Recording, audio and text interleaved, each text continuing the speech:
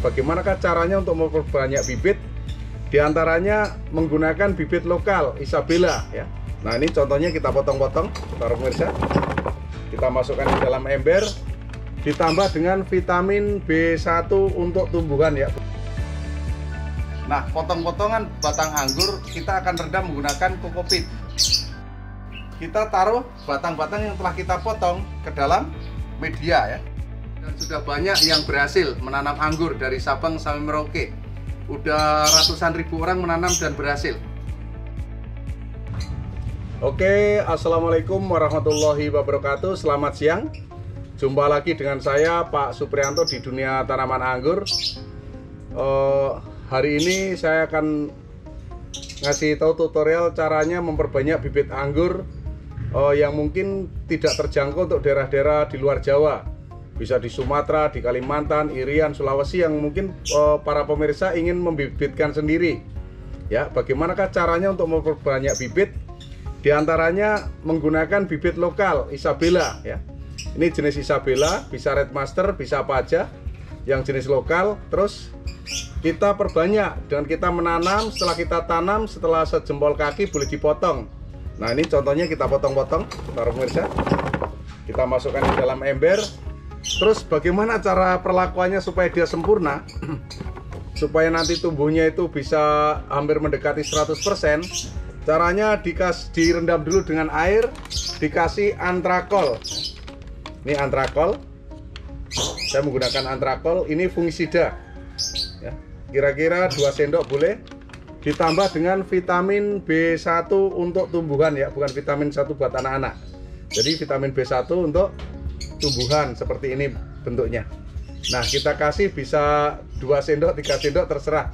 Setelah itu kita campurkan dengan air. Nah, ini airnya kita nyalakan. Kita nyalakan. Ini kebetulan udah saya tumpahin antrakol sama vitamin B1-nya. Kita rendam selama minimal 3 jam, bisa sampai maksimal 2 hari. Karena kalau kelebihan dari 2 hari, dia akan busuk kulitnya. Nah, nanti apabila setelah kita rendam, kita tiriskan dulu. Setelah kita rendam mungkin semalaman ya para pemirsa. Terus kita tiriskan. Tiriskan itu kita angkat, kita buang airnya dan kita keringkan ya, supaya dia tidak basah. Kalau basah itu tidak bagus untuk dilakukan.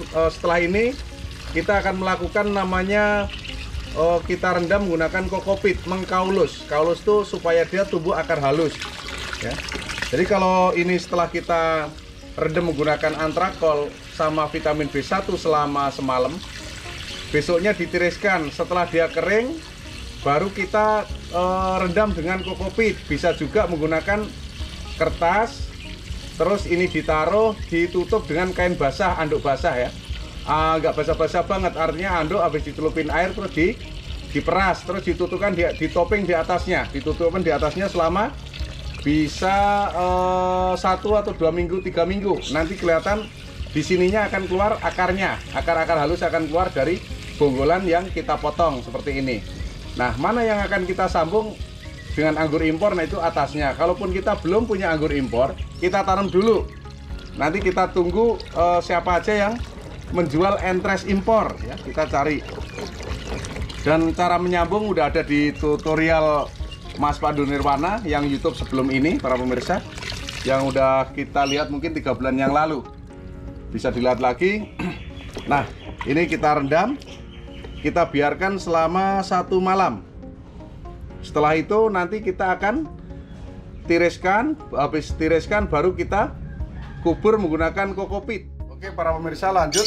Setelah kita rendam terus kita tiriskan. Nah, potong-potongan batang anggur kita akan rendam menggunakan kokopit. Kokopit ini dibuat dari gilingan kulit kelapa ya, kokopit. Ini bisa dibeli dari toko-toko pertanian terdekat. Kokopit ini biasanya orang digunakan untuk mencangkok atau menanam pohon-pohon aglonema.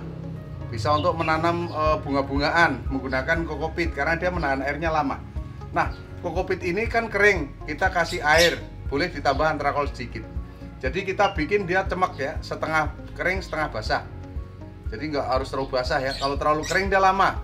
Nah, kalau terlalu basah dia busuk. Setengah kering, setengah basah. Setelah itu kita taruh batang-batang yang telah kita potong ke dalam media ya. Bisa menggunakan kotak, menggunakan apa aja. Ya, seperti itu kita masukkan. Baik, setelah kita masukkan, kita kubur nih, kita tutup ya, kita tutup nih. Nah, kita tutup para pemirsa. Oke. Nah, setelah kita tutup mungkin selama 2 minggu, 14 hari sampai 2 bulan, terserah. Jadi kita sesuaikan penggunaannya. Nanti setelah dia 2 minggu, kita akan bongkar.